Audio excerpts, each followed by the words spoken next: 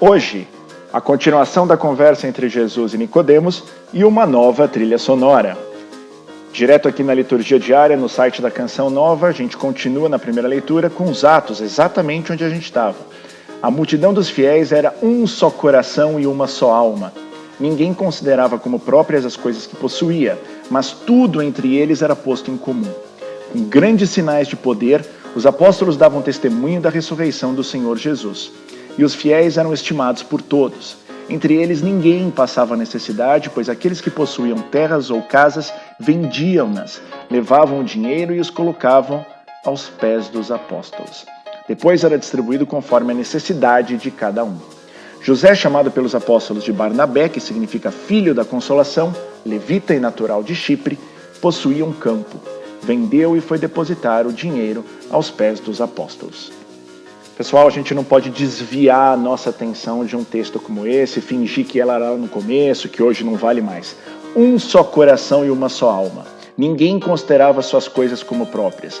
E, em paralelo, os apóstolos tinham grandes sinais de poder e não tinham porque era bonitinho, tinham porque precisavam ter. A igreja precisa ter. E, naturalmente, os sinais serviam para se pregar a ressurreição do Senhor. Essa é a igreja vitoriosa. Salmo 92, Reina o Senhor, revestiu-se de esplendor. Deus é rei e se vestiu de majestade, revestiu-se de poder e de esplendor.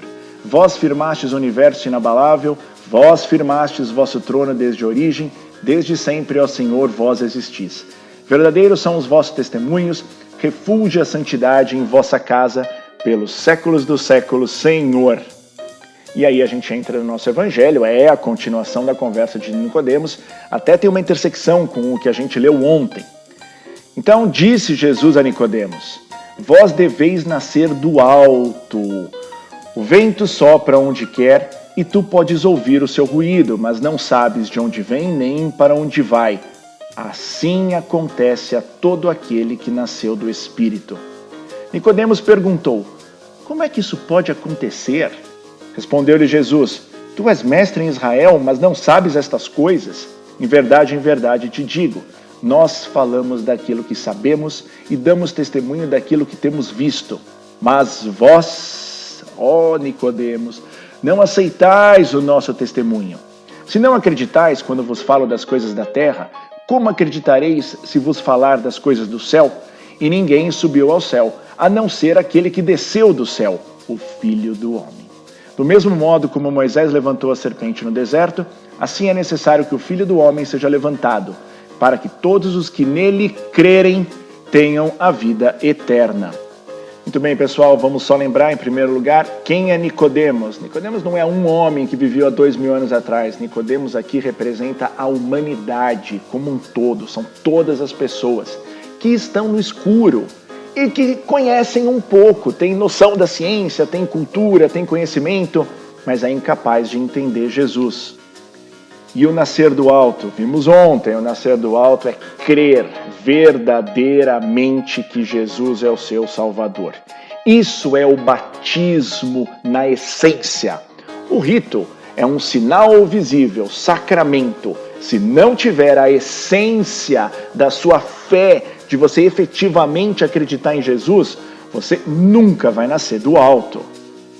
E aí Jesus fala essa frase: o vento sopra onde quer e tu podes ouvir o seu ruído, mas não sabes de onde vem nem para onde vai. Assim acontece com todo aquele que nasceu do Espírito. Ser guiado pelo Espírito é estar aberto a conhecer verdadeiramente a vontade de Deus para os casos concretos, é para a sua vida prática. E olha, não tem nada a ver em fazer o negócio certo, a operação financeira correta, ou escolher a faculdade.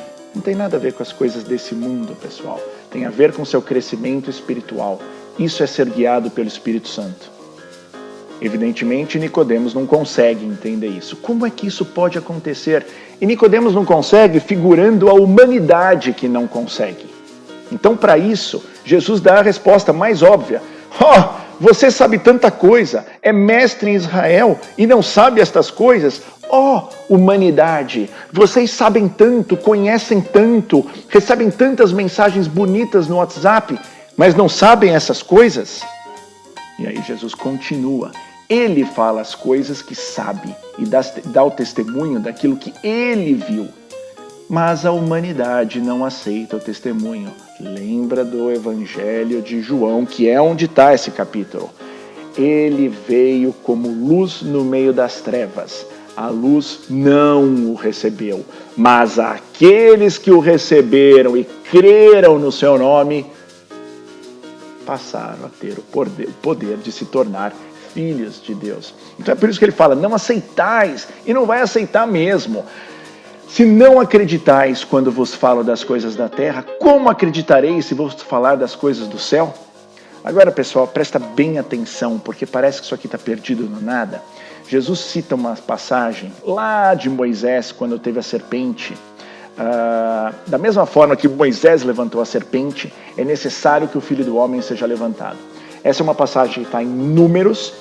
O povo hebreu se revolta contra Moisés. Pode dar uma olhada, Números capítulo 21, especialmente versículos de 8 a 9.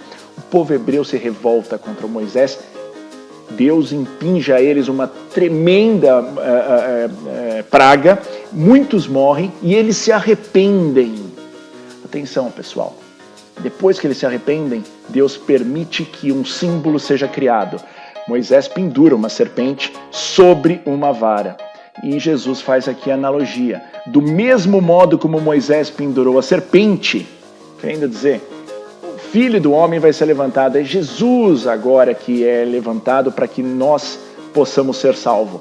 Atenção, pessoal. Leia o capítulo 21 de Números. Porque lá, para que eles pudessem ser salvos por um símbolo que era essa serpente no deserto, o povo hebreu teve que primeiro se arrepender.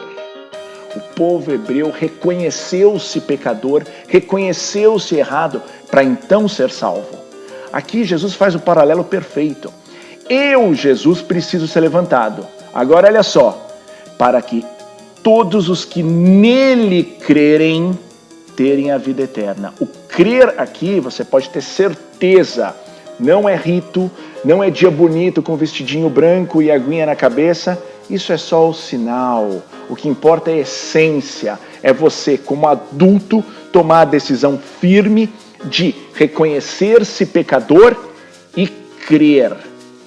Graças a Deus a gente está passando por essa situação do coronavírus, que nos permite olhar a nossa miséria e quem sabe, se a gente não ficar torcendo para passar tudo e voltar ao normal, a gente possa finalmente reconhecer o quão pecador a gente é e aí, a partir daí, crer e ter a vida eterna.